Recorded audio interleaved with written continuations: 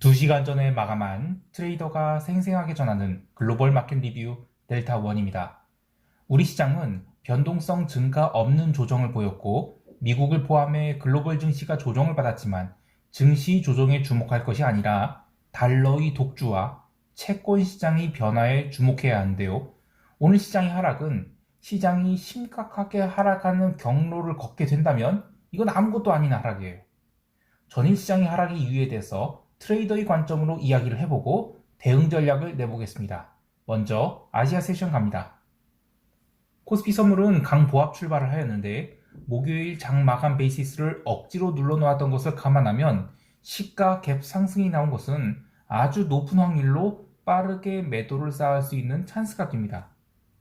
외국인들은 개장 후 15분도 안 돼서 현물은 1000억대 매도를 하고 선물은 9시 40분까지 3000억을 때렸는데 사실 이 정도 속도로 매도가 들어오면 오늘 시장은 완전히 박살난다 해도 과언이 아니었습니다. 그러나 옵션 시장에선 변동성이 전혀 늘어나지 않았어요. 특히 오전에는 시장 베이시스가 백오데이션을 계속해서 기록하는데도 불구하고 풋옵션이 환매가 나오고 나는 흐름이 전혀 나오질 않았죠. 이 부분에 대해서는 지난 16일 이전의 흐름들에서 힌트를 얻을 수 있는데요. 이번 주 초까지만 해도 선물 지수는 340을 넘길지에 대한 고민을 하고 있었어요. 그 이유는 옵션 만기 이후에 9월물 콜옵션이 평균 발행 단가를 죄다 넘어설 수 있다는 그런 우려가 있었기 때문이죠. 그래서 330 이상의 콜옵션에 대해서 연속된 환매가 나온다면 펀더멘탈과는 동떨어진 옵션 시장의 롤링업으로 인한 지수 급등이 나올 수 있었는데 의외로 옵션 시장에서는 클래스별로 옵션 매도가 무더기로 쏟아지면서 위와 아래를 모두 제한해버렸습니다. 그러자 8월 17일부터는 오히려 330 풋옵션에 붙어있는 미결제 약정에 대한 우려가 생기기 시작했는데요. 이 풋옵션 미결제 약정은 지난 8월물이 근월물로 거래되는 시절을 포함해서 아주 오래전부터 쌓여있던 미결제 약정이에요. 320 이하의 풋옵션은 넉넉하게 외가격으로 밀어붙이겠다는 그런 의지가 담겨있는 미결이 쌓여있었지만 풋 330은 이 선물 매도로 해지를 하지 않다면 상당히 고민이 될 수준의 미결이 붙어 있었죠. 그래서 8월 18일 오전이 갭 다운으로 지수가 326포인트 근처까지 내려가자 330 풋옵션이 환매가 조금씩 나온 듯 했어요. 하지만 금요일 오전 9시 30분부터 선물을 매도한 외국인들이 전략적 후퇴를 했죠. 그래서 하루 만에 미결을 상당히 치워버립니다. 선물 미결을요. 그래서 일진일퇴 공방을 거듭하고 있는 가운데 시가가 어중간하게 출발한다? 이러면 눌릴 가능성이 큰 거죠. 그래서 저는 시가선 이후에 바로 선물 매도를 쳐버렸어요. 어제와 마찬가지로 외국인들은 오늘도 대량의 현선물 매도를 해서 시장을 밀어버리려고 했는데 문제는 따라와 주는 쪽이 없는 거예요. 그리고 이것은 어제 미국장도 마찬가지였습니다. 그러니까 목요일 미국장도요. 목요일 미국장도 시장이 전저점 부분에서는 또 강한 반등이 나오고 그렇다고 해서 폭등도 안 나오는, 그러니까 따라가는 매도가 없었던 하루였죠. 그래서 우리 시장도 중간 반등이 딱 328.5선까지만 나오고 오후장은 다시 물려서 마감했지만 이거는 시장에서 공격적인 매도가 있었다라고 할 수 없어요. 결국 그냥 패시브한 흐름을 하루 종일 보여줬다, 이렇게 결론을 내릴 수 있겠습니다. 자, 이렇게 단순히 현물과 선물만 놓고 보면 그냥 이번 주는 고점과 저점을 확인했다, 이렇게 해석할 수 있겠습니다만 옵션 시장을 본다면 이번 주는 이 콜옵션이 롤링업을 막고 전체 평균 발행 단가를 낮춰버린 의미 있는 한 주였다고 할 수 있겠어요. 그러니까 이거는 아까 얘기한 대로 주초만 해도 선물이 330 이상 올라가면 콜옵션 대응 환매가 나올 수 있는데 어제 선물 주봉을 종가 저가로 눌러놨죠. 그리고 방금 마감한 이 야간 선물은 324포인트까지 마감시켰어요. 그러면 콜옵션 330은 갭 다운으로 밀려서 다음 한 주를 보낼 가능성이 높죠. 이거는 평균 발행 단가를, 이 콜옵션 평균 발행 단가를 한참 낮춘 상태에서 오랫동안 거래를 시킬 수 있다는 거예요. 그러면 이 콜옵션 감마가 매력적인 구간에 들어오기 전까지는 주가 지수 폭등 없다, 이겁니다. 오히려 풋옵션 330에 대한 환매를 어떻게 처리할 것인가, 요게 지금 우려가 커진 건데 풋옵션 330과 320 사이의 미결제 약정은 또 부족해요. 그래서 다음 주 초에도 등락을 거듭하면서 330과 320 구간에서 미결제 약정을 쌓고 반등을 하든지 프리미엄 빼든지 이런 식으로 시간을 보낼 것 같습니다. 이 옵션 거래를 주된 업으로 하는 분들은 그러니까 지금은 이제 쿼드러플이죠. 쿼드러플 만기인 3, 6, 9, 12월에는 옵션 매도를 소극적으로 하는 분들이 많아요. 가장 큰 이유는 이유 없이 변동성을 죽였다가 이유 없이 변동성을 크게 살리는, 그야말로 2박 3일 지그재그로 옵션을 죽였다 살렸다 하면서 옵션 매도자들을 힘들게 하기 때문인데요. 옵션 가격이 왜 그렇게 움직일까를 생각해보면 우리 시장만 그런 게 아니라 지금 글로벌리 주도주가 없어요. 논리도 없고, 어떻게 보면 지금 반등을 한 것이 상당수에게 불편하게 여겨지고 있는 상황이죠. 그렇다고 해서 시장에 공격적인 매도자들 없습니다. 간헐적으로 등장하는 매도자들 또한 1박 2일 정도만 포지션을 잡았다가 재빠르게 떨어내버리곤 하죠. 이렇게 본격적인 추세가 잡히고 있지 않은 시장인데 그런 가운데 투자자들이 한쪽으로 쏠리면서 물리게 된다. 그러면 그때 이제 사고에 가까운 대추세가 나곤 해요. 그래서 3, 6, 9, 12월물 같은 쿼드러플 월물은 클래스별 미결제 약정이 흐름을 잘 관찰해야 됩니다. 러프한 팁을 드리면 이 행사가별로 3만 계약이 넘는 미결제 약정을 갖고 있는 옵션은 일단 꽝이 됐다라고 봐야 돼요. 근데 지수가 뭐 반대로 가면야 당연히 이 옵션들은 끝까지 휴지가 되겠죠. 근데 이 옵션이 살아나기 시작해서 등가격에 가까워지고 또 내가격으로 간다? 이러면 그 과정에서 옵션 발행자들이 어떻게 대응을 하는지를 잘 관찰해야 됩니다. 선물이나 현물로 선형적인 해지를 할 수도 있지만 건너편 클래스의 옵션을 대량으로 발행해서 비선형적 해지를 하든지 아니면 같은 클래스의 위쪽 또는 아래쪽 행사가들로 롤링업이나 롤링다운을 하면서 동적 해지를 보면서 동적 해지를 한지 이런 것들을 봐야 되는데 여기서 핵심은 야 나도 마켓 메이커야 나는 그럼 어떻게 했지? 이런 걸 고민하시면 돼요. 자, 그런 의미에서 이번 주를 정리하면 그냥 이번은 시장이 위쪽을 확인한 거고 다음 주는 아래쪽을 확인하겠구나 이 정도로 해석하면 되겠습니다. 참고로 오늘 외국인들이 현물을 3,300억 매수한 것으로 집계된 것은 카카오뱅크 블록딜 관련된 매수인데 장중에 오지게 쇼트 쳤죠. 그래서 저는 그냥 의미 없는 흐름이라고 볼 수 있겠습니다. 이제 유럽 세션 넘어갈게요. 저희 시황을 계속 팔로우하고 계신 분들은 유럽이 지금 얼마나 심각한 상황인지 느끼고 계실 것 같은데요. 매크로에 관심을 갖게 되신 분들이 2015년 이후로 상당히 많이 늘어나긴 했지만 여전히 현물 하시는 분들은 이 매크로에 대한 깊이 있는 리서치를 제공받기도 어렵고 뭐 언어적 장벽이나 정보 품질 관리로 인한 장벽들도 있어서 어려움을 많이 겪고 계시죠. 근데 저는 최소한 제가 제공하는 수준이 매크로비는 좀 챙기셔야 된다고 생각을 하는데요. 자, 유럽의 핵심은 에너지 위기가 파국을 향해 가고 있다는 거예요. 그리고 부수적으로 유로존이 그것을 감당하지 못할 것이라는데 베팅이 계속되고 있다는 것인데 그에 따라 보이지 않는 부작용이 이곳저곳에서 현실화되고 있죠. 자, 그런 거에 비하면 증시는 정말 강한 거예요. 유럽 증시를 정리하면 갭 다운 출발했지만 그래도 장중에 나름 반등 시도가 여러 번 있었어요. 그리고 미국 세션 개장과 함께 미국 증시가 흘러내리자 더 이상의 반등 시도 없이 그냥 21선을 살짝 깨서 마감을 했다. 뭐 이렇게 정리할 수 있겠습니다. 업종별로는 뭐 여행과 레저, 부동산업이 많이 밀렸다고 하는데 이 부분은 이번 여름 휴가 시즌에 미국은 나름 소비를 했는데 유로존은 소비가 폭망했을 가능성을 좀 보여주는 것 같아요. 살인적인 인플레이션에 살인적인 더위에 소비는 무슨 휴가철 다 망한 것이 가능성이 크죠. 다만 유로 스탁스 지수 변동성은 얼마 살아나지 못했는데요. 그래도 의미를 찾을 수 있는 부분이 있습니다. 뭐냐면 미국이 변동성 지수보다 유로존 변동성이 다시 고평가되기 시작했어요. 그래서 글로벌 관점에서 리스크는 미국이 아닌 유럽에 있고 이거는 지난 7월 말까지만 해도 정반대였어요. 그러니까 유로존 변동성이 미국이 변동성보다 낮았어요. 근데 이게 다시 되돌림되면서 이거 우려가 현실화되고 있다. 이렇게 봐야 되겠습니다. 유럽 세션 개장 1시간 전에 이 독일이 생산자 물가지수가 MOM 전월 대비 5.3%가 나왔어요. 저도 이 얼러트를 보고 뭐 충격을 받았는데 제가 이 안경을 쓰는 관계로 숫자가 말도 안 되자 그럼 말도 안 되게 나오면 안경을 이렇게 살짝 벗고 다시 보거든요. 그런데 5.3%가 맞았어요.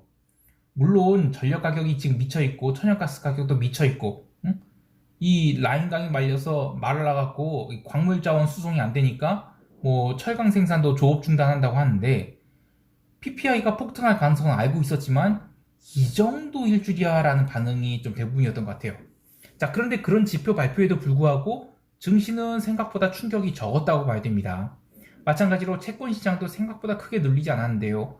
이미 아시아 세션부터 채권 시장이 눌리기 시작했고 유럽 세션 중반에 한 주의 마감을 정리한 쪽에서는 포지션을 스탑로스 치면서 채권이 레벨 다운했지만 미국 본장 들어서는 채권이 더 이상 밀리지 않고 마감했어요. 그래서 일부에서 이야기하는 뭐 미국의 그 토마스 바킨 리치몬드 연준 총재가 인플레이션을 통제해주는 과정에서 뭐 경기 침체가 발생할 수 있다. 이런 걸 좀 감내해야 된다. 이런 호키시한 발언을 했다고 해서 채권이 눌렸다? 이런 것은 트레이더의 관점에서 좀 아닌 것 같아요. 왜냐면 유럽 세션 진행되는 동안에 이미 채권이 스탑로스 나올 만큼 다 나왔어요. 그래서 미국 세션에서는 채권이 더 이상 밀리지 않았거든요. 사실 이번 주 내내 글로벌 채권 시장은 유로존이 이슈들로 인해서 갭으로 움직였지 미국이 이슈로 움직인 것은 거의 없었어요. 그래서 통화시장에서도 비달러가 강하게 부러지면서 특히 유로화만 눌렸지 뭐 미국이 좋아서 달러가 강세였다? 이렇게 볼 수는 없을 것 같아요. 상품 시장에서는 이 유럽 천연가스인 TTF 천연가스 이 메가와트 시당 247.6 유로로 계속 신고가를 갱신했어요. 그리고 제가 이거 보여드릴 게 뭐냐면 요게 그 점원 뭐라고 하더라 이거 파워 베이스로드 그러니까 그 기저부하라고 그래요. 그러니까 최소한 쓰는 공급하는 전력이라고 하죠. 그 제일 많이 쓴 걸 피크 파워를 그건 이제 첨두부하라고 그러나 정확히 제가 용어는 잘 모르겠지만 첨두부하였던 것 같아요. 근데 어쨌든 이건 기저부하입니다. 그래서 기저부하의 선도 거래 가격이 이 3월에 기록한 고점을 넘겼어요. 종가상으로 고점을. 그래서 이 509유로를 기록했는데 이쪽 업계에 계신 분들은 진짜 주님 찾을 것 같아요. 근데 이 나더러 주여 주여 한 자마다라는 성구가 떠오르네. 진짜 이거 쓸데없는 소리고 한국은 지금 유난히 전기요금이 싸요. 특히 산업용 전기요금 굉장히 저렴하죠. 그런데 이 전력 가격이 따블이 났어요. 이거 정말 심각한 상황입니다. 반면 유로화 약세도 불구하고 구리 가격은 반등을 했는데 이거는 올해 4월 6일 이후 LME 웨어하우스에서 인도할 수 있는 이 재고량이 급락한 것 그리고 상하이의 구리 재고가 7개월 만에 최저 수준으로 떨어졌다는 소식 이것 때문인데 이런 수급 이슈로 뭐 상대적 강세를 보이는 거는 차라리 매도의 찬스가 됩니다. 그래서 저는 구리 매도 포지션을 갖고 있어서 이 리세션 베팅을 제가 조금 빠르게 한 거가 아닌가 싶긴 하지만 어차피 수량도 적고 해서 저는 올라온 대로 쇼 포지션을 좀 더 늘릴 계획이에요. 자, 이제 미국 세션 넘어갑니다. 미국 지수 선물은 갭 다운이 나온 상황에서 보통은 반발 매수가 들어오는 법인데 오늘은 반발 매수 전혀 없이 유럽 세션 마감할 때까지 시가 이후 줄기찬 매도가 나와서 딱 마이너스 2% 찍고는 그 뒤로는 그냥 의미 없는 등락을 거듭하면서 마감을 했어요. 이거는 지금 미국이 이슈로 주가 조정이 시작된 게 아니라 유럽이 이슈로 주가 조정이 시작되면서 미국은 우리처럼 수동적으로 따라간 상황이라고 보여요. 변동성 또한 선물이 강한 콘텐고로 인해서 1.2포인트밖에 상승하지 않았죠. 빅스 지수 또한 간신히 한 20포인트 좀 넘긴 거에 불과합니다. 여전히 3포인트가 넘는 콘텐고가 진행 중이라서 저는 미국 지수의 하락은 아주 자연스러운 조정이지 뭐 다음 주에 계속해서 막 부러지고 막 이렇게 보진 않아요. 개별 종목을 보면 다시 반도체 주식들이 밀린 게 좀 아쉽고 또 구글이나 아마존, 애플 같은 이 대형 테크 주식들이 밀린 게 아쉽긴 합니다. 근데 이들이 조정으로 월요일 개장까지는 추가 하락의 가능성이 더 있다고 보는데요.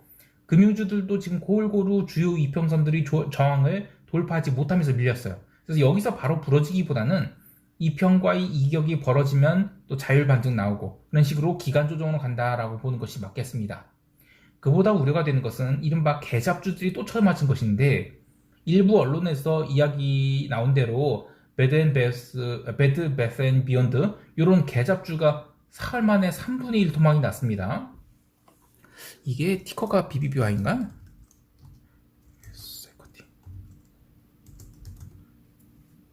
이게 그 8월 초 저점이 5달러였어요.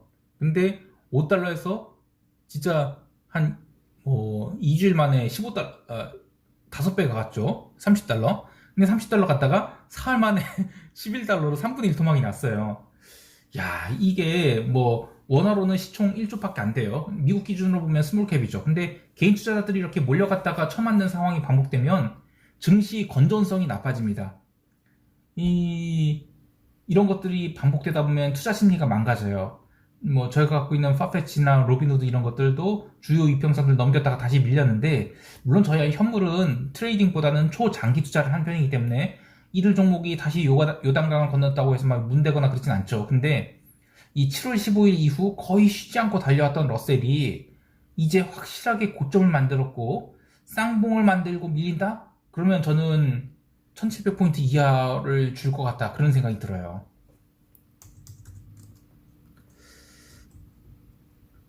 이거지. 네, 이거 굉장히 의미 있는 음봉 맞은 겁니다. 그래서 저는 얘가 반등이 좀 나올 수 있다고 봐요. 기간 조정성 반등. 그런데 거기서 밀린다? 그러면 이거 다시 1700 가는 거죠. 네. 또 하나 볼 것은 옥시덴탈 페트롤리움인데, 뭐 다른 분들도 다뤄서 간단히 이야기할게요. 이 버핏이 투자 한도를 뭐 지분이 50%까지 늘리는 것을 허가받다, 뭐 이런 이슈가 있어요. 그래서 다른 기름 주식들을 쉬어가는 상황에서 홀로 9.88% 상승했는데, 개별 종목에 대한 인덱스 리서치를 하지 않지만 이 수급 앞에서 이 매수예요. 그러면 땡기는 거죠. 장사가 없습니다. 자, 근데 뭐 큰 의미가 없고, 이제 시장 총평하면서 대응 전략 이야기할게요. 우리 시장에 대해서는 계속해서 이 수동적인 흐름이 이어질 것으로 보입니다. 근데 과도한 하락이 나온다 그럼 반발 매수도 강할 것 같아요. 그래서 월요일에 갭 다운이 나온 것에 대해서는 기존 선물 매도 포지션이 이익을 고정시키는 풋 매도를 많이 늘릴 겁니다. 이번 조정장에 대해서 기본적으로는 가격 조정보다는 기간 조정 가능성에 더 염두에 두고 있어요. 그래서 다음 주에는 풋옵션 315가 살아난 대로 매도를 쌓으면서 선물 매도 이익을 고정시킬 겁니다. 해외 시장에 대해서는 정말 기쁘게도 이탈리아 국채 매도가 이제 중박을 넘어서게 됐어요. 이탈리아 국채 매도 포지션은 이 유로존 멸망에 대한 여러 가지 트레이딩 방법론 중 하나로 고른 것인데, 제가 이 CDS 스프레드를 매수할 수는 없죠. 근데 원래는 이탈리아 국채 매도와 유로 매도를 같이 하고 있었어요. 7월 중순에 증시가 워낙에 리스크 온으로 진행되다 보니까 유로화 매도를 들고 있기가 불편한 거예요. 그래서 이탈리아 국채 매도로 포지션을 스위칭했죠. 근데 지난주 금요일부터 유로화가 고점 치고 살살 밀리기 시작해서 내가 포지션을 잘못 잡은 거 아닌가? 이런 고민을 했습니다. 근데 결론적으로 트레이딩 아이디어의 근거, 그러니까 유로존이 인플레이션은 통제 불가능이다, 이런 상황이 변함이 없었죠. 그래서 포지션 밀고 갔어요.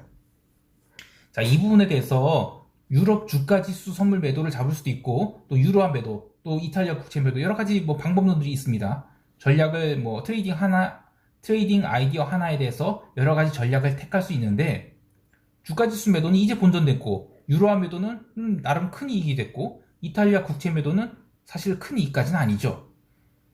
이렇게 각자의 리스크 선호도나 기타 여건들에 따라서 트레이딩 전략이 뭐 성과의 속도, 그리고 크기, 이런 것은 다 다를 수 있습니다. 그런데 그럴 때 내가 포지션 잘못 잡았나, 아쉽다, 더 좋은 선택을 할 수 있었었는데, 이런 식으로 후회를 하기보다는 이 트레이딩의 근거가 여전히 확고한지 이런 걸 재검토해 봐요.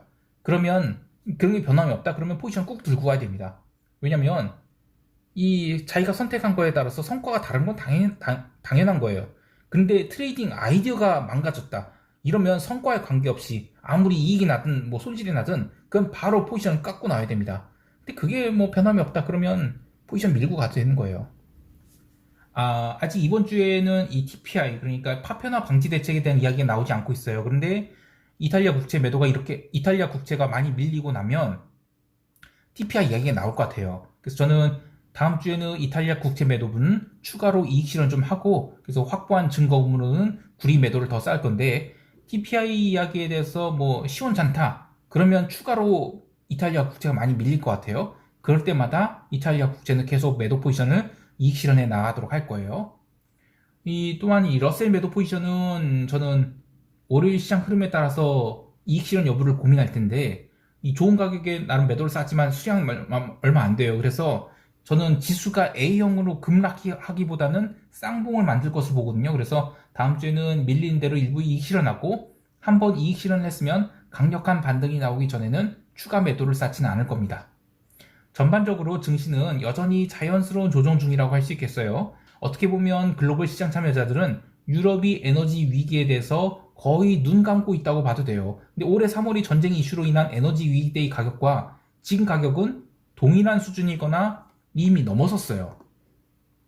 그래서 그런 거에 비하면 주가는 한참 위에서 움직이거든요. 그래서 이 부분에 대한 되돌림이 시간차를 두고 나온다. 그러면 이거는 리세션 베팅이 시작된 것이라고 보고, 시간차 없이 바로 눌림이 나온다. 이거는 그냥 단기 반등에 따른 자연스러운 조정이라고 볼 수 있겠습니다. 이 조정 폭의 규모를 다음 주에 확인하는 과정이 있을 것이고, 그래서 이 부분에 대해서는 추격 매매, 그러니까 막 따라가는 거, 이런 건 좀 조심해야 될 것 같아요. 자, 오늘 시황은 여기까지 하겠습니다. 즐거운 주말 되시고요. 이상 델타원이었습니다. 감사합니다.